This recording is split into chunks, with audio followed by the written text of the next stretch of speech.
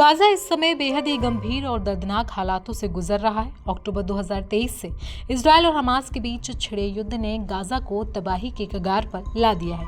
Israeli सेना ने लगातार हवाई हमलों, जमीन से की गई कार्रवाई और सख्त घेराबंदी की वजह से गाजा में रह रहे लोगों की जिंदगी पूरी तरीके से अस्त व्यस्त हो गई है।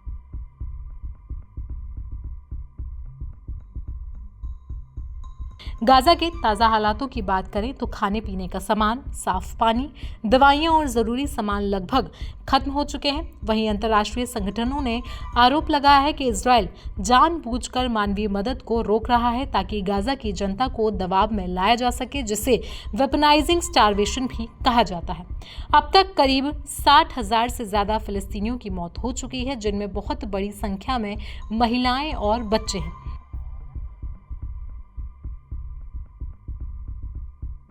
इस संकट के बीच इटली से एक मानवीय मदद लेकर निकला जहाज हंडाला गाजा की तरफ रवाना हुआ था, जिसमें 21 लोग सवार थे, जिनमें सांसद, डॉक्टर, वॉलंटियर्स शामिल थे। सभी निहत्थे थे और उनका मकसद गाजा के लोगों तक जरूरी सामान जैसे कि दवाइयां, बच्चों के लिए दूध और खाने पीने के सामान पहुंचाना था। लेकिन जैसे ही शनिवार को जहाज भूमध्य सागर से गाजा की तरफ पहुंचा, एक इजरायली ड्रोन ने उसे ट्रैक किया, जिसके बाद इजरायली नौसेना का जहाज तुरंत वहां पहुंचा और हंडाला को घेर लिया।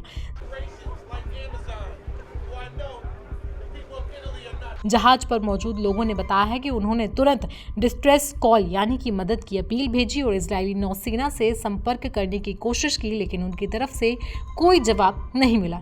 यूरोपीय संसद की सदस्य एमा फुर्रो, जो जहाज पर सवार थी, उन्होंने बताया कि इजरायली सेना यहाँ है और उन्होंने जहाज को जबरदस्ती रोक लिया है।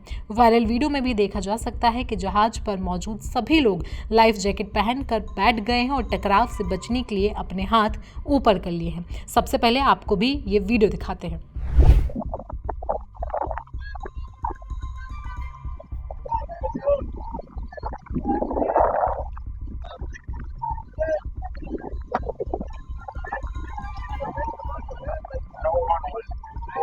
आपको मालूम हो कि ये पहली बार नहीं है जब इजरायल ने इस तरीके से किसी जहाज को रोका हो। इससे पहले भी एक और गाजा जा रहे जहाज को इजरायल ने जबरन रोका था, जिसमें 12 अंतर्राष्ट्रीय एक्टिविस्ट शामिल थे। ऐसे ही स्वीडन की पर्यावरण एक्टिविस्ट ग्रेटा थनबर्ग भी एक मानवीय मिशन पर थी, जिसे इजरायली ड्रोन ने निशाना बनाया था।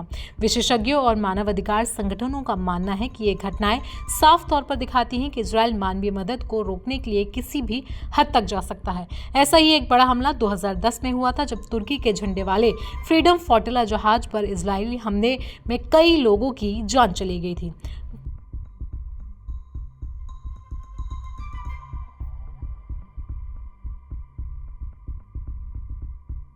फिलहाल गाजा के हालात बेहद चिंताजनक है। वहां के लोगों को इंसानियत के नाम पर मदद की जरूरत है, लेकिन मौजूदा हालात और राजनीतिक टकराव की वजह से वो मदद उन तक नहीं पहुंच पा रही। हंडाला जैसे मानवीय मिशनों को रोकना न सिर्फ अंतर्राष्ट्रीय कानूनों का उल्लंघन है, बल्कि इजरायल के ऊपर भी कई सारे गंभीर सवाल खड़े करता है।